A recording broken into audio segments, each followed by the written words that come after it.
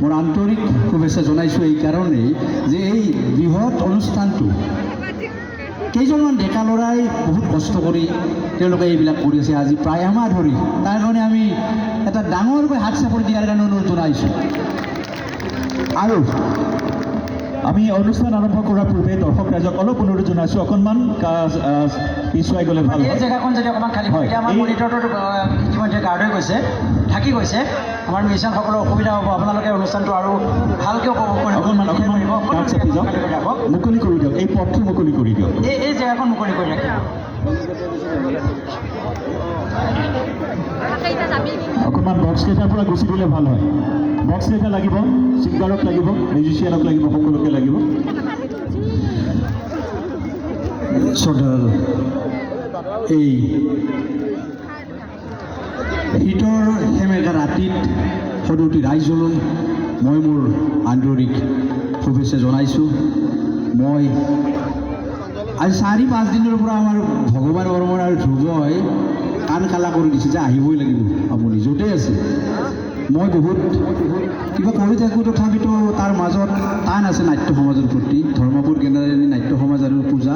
গতিকে আমি এই অঞ্চলটোৰ কাৰণে যিমান পাৰোঁ চেষ্টা আমি কৰি আছোঁ আৰু গীত গাইছোঁ। কিবা ভুল হ'লে ক্ষমা কৰিব, ৰিহাৰ্চেল নাই।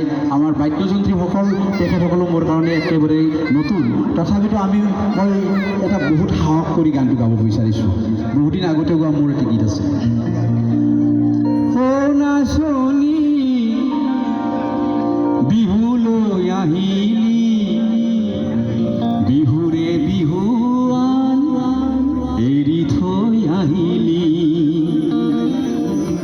দেহাইচোন তৰণি নাই, চকুতে টোপনি নাই, দেহাইচোন তৰণি নাই, চকুতে টোপনি নাই। ও নাচনী বিহুলৈ আহিলি, বিহুৰে বিহুৱান এৰি থৈ আহিলি, দেহাইচোন তৰণি নাই, চকুত টোপনি নাই, দেহাইচোন তৰণি নাই, চকুত টোপনি নাই।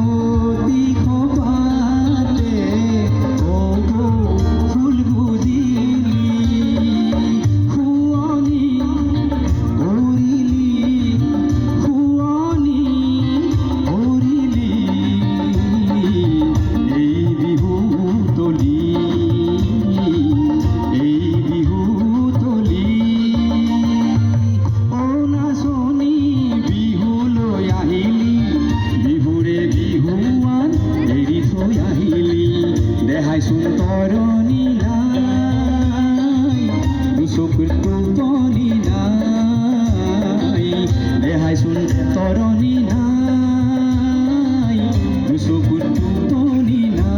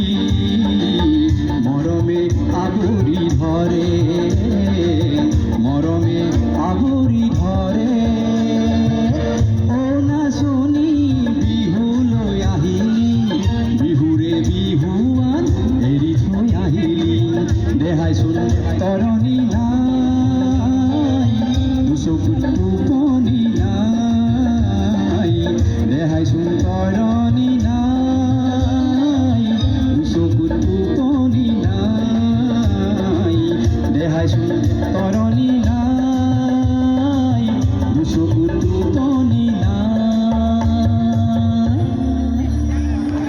ধন্যবাদ জনাইছোঁ। এটা ডাঙৰকৈ হাত চাপৰি হ'ব লাগে অসমীয়া বৰ্মন ডাঙৰীয়াৰ কাৰণে। অশেষ ধন্যবাদ ডাঙৰীয়া। আমি পৰৱৰ্তী সময়ত পুনৰ গীত শুনিম আপোনাৰ। অশেষ ধন্যবাদ। আৰু ইতিমধ্যে প্ৰিয় দৰ্শক, আমি জনাইছোঁৱেই আপোনালোকৰ মাজত উপস্থিত আছে অসমৰ ইমূৰৰ পৰা সিমূৰলৈ, অসমৰ চুকে কোণে, অসমৰ অলিয়ে গলিয়ে সকলোৰে মুখে মুখে চৰ্চিত এটা গান। কোনটো গান বাৰু প্ৰিয় দৰ্শক? অকণমান গাই দিয়কচোন। পুৱাই পুৱাই ফুল তুলিবা, হয়, পুৱাই পুৱাই ফুল তুলিবা খ্যাত জনপ্ৰিয় শিল্পী দীপক দাস ইতিমধ্যে আমাৰ মাজত উপস্থিত হৈছে। আমি খন্তেক সময়ৰ পিছতে তেওঁক আমন্ত্ৰণ জনাম। কিন্তু তাৰ পূৰ্বে আগবঢ়াব বিচাৰিছোঁ যুৱ প্ৰজন্মৰ আন এগৰাকী কণ্ঠশিল্পী, জনপ্ৰিয় কণ্ঠশিল্পী মৃমান্তিকা দাস। এটা উষ্ণ হাত চাপৰিৰে আমি আদৰণি জনাম মৃমান্তিকা দাসক।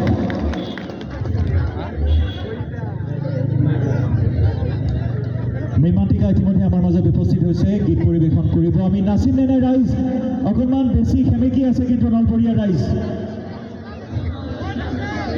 লিচা ভৰদ্বাজ ইতিমধ্যে উপস্থিত হৈছে ৰাইজ। ভাল লাগিছেনে নাই? কল্লোল বৰঠাকুৰ আহিব খন্তেক সময়ৰ পিছতে আমাৰ মাজলৈ।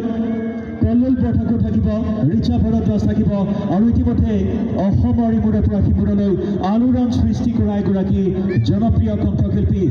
কোন বাৰু তেওঁ? মৰ্মিতা মিত্ৰ। মৰ্মিতা মিত্ৰ আমাৰ মাজত উপস্থিত হ'ব খন্তেক সময়ৰ পিছতেই। এয়া মৃমান্তিকা দাস। আমি মঞ্চলৈ আদৰণি জনাইছোঁ। মৃমান্তিকা দাস এটা ডাঙৰ